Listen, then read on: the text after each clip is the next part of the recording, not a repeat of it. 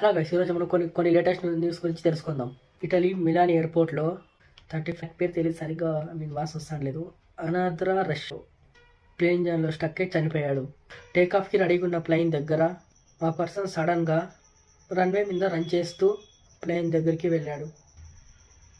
So ఆ టైంలో plane engine ఆన్లో ఉండడం వల్ల బాడీని అట్రాక్ట్ చేసి చనిపోయాడు.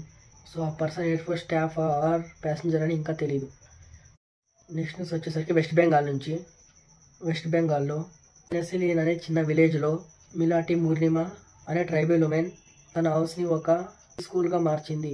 మనీ లేకపోయినా బ్యాంబో క్లాస్ రూమ్స్ బిల్డ్ చేసి 135 ట్రైబల్ కిడ్స్కి ఎడ్యుకేషన్ ఇస్తుంది. యూట్యూబ్లో ఇప్పుడు న్యూ రూల్స్ వచ్చాయి. 15 జూలై 2025 నుంచి వీడియోస్ జనరేట్ చేసిన వీడియోస్ జనరల్ ఎడిటింగ్తో వీడియోస్కి మానిటైజేషన్ ప్రాబ్లం అవుతుంది.